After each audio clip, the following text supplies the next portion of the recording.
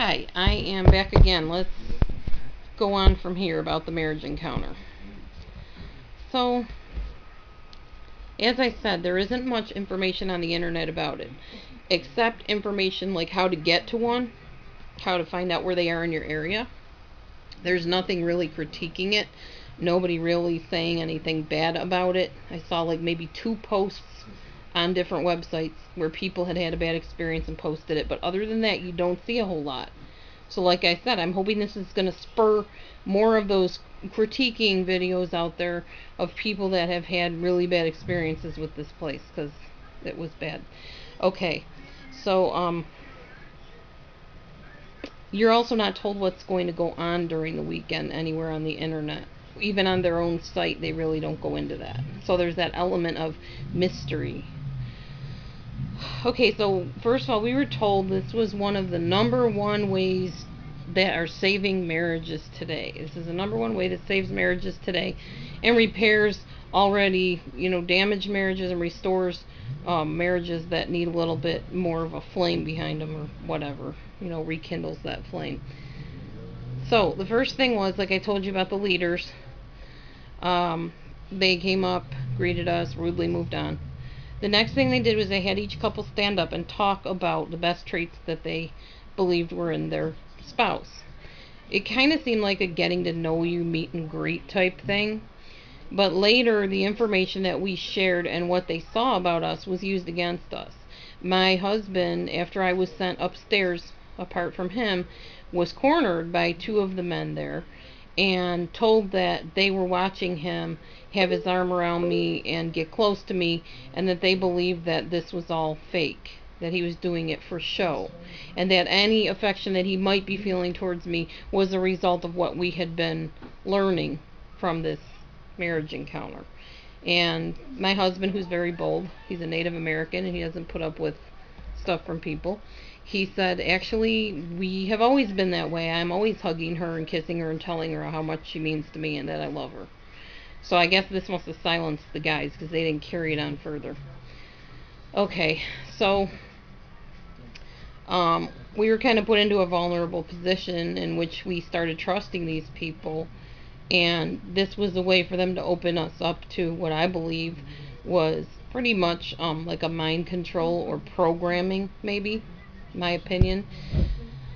So then they had times when the leader couples would tell dramatic stories about how they were terrible people before this marriage encounter, and now how they've become so tuned into their husband or their wife or whatever. It's very interesting because I happened to glance at one behind closed doors snapping at his wife, so I'm not sure how much they have it together as they claim to have it.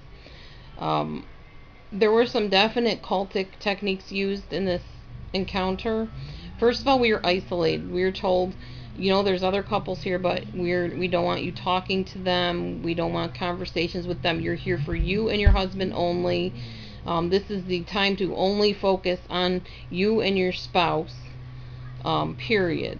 And we also want you to get rid of any watches, put them away. Your watches, no TV, no phone, nothing. They called this no strawberries. They told a story about a guy, I forget the whole story, but he was distracted by a strawberry patch and stopped along the way to pick strawberries. So they had this sign up, no strawberries. So you were not allowed to have a phone, a computer, a TV. You were not supposed to, put it that way. We violated that rule. We both watched the TV, used our computers, and kept track of the time because we have a child that's being babysat, and we also had somebody in the hospital in very critical condition. So too bad, so sad, we were not honoring that rule. They called this a timeless weekend by having you get rid of your watch and any sense of time. Okay. They made it clear that you do not attend a weekend, you experience it. At least they were right about that. It was definitely an experience. They did this one teaching on masks, and they kept insisting that everybody wears masks. Everybody has these phony personas that they put on to hide some insecurity in them or something they don't want people to know. And that offended me because I hate being generalized with a bunch of people. Well, we all do this or we all do that. Speak for yourself. I don't wear a mask. I am who I am. There's nothing phony about me whatsoever. If you saw me in person, I am as feisty as I am on here. I'm just down to earth. I tell it like it is, and I don't wear masks. I don't see a need to be phony because, first of all, I like who I am, and second of all, it's deceitful, and Satan is the one that's in charge of deception and lies, and I don't serve him. So I see no reason to be wearing masks. And I don't see any reason why they would be teaching that we all wear them, because I know I don't. And telling people that they wear masks only gets them to try to think that their personalities are basically phony. You know? I don't know, I just didn't agree with that. That didn't sit right with me at all. After listening to the leader couples share all their hang-ups, I was asking myself, is this leadership group made up of narcissists and codependents as couples? Because that's what it seemed like.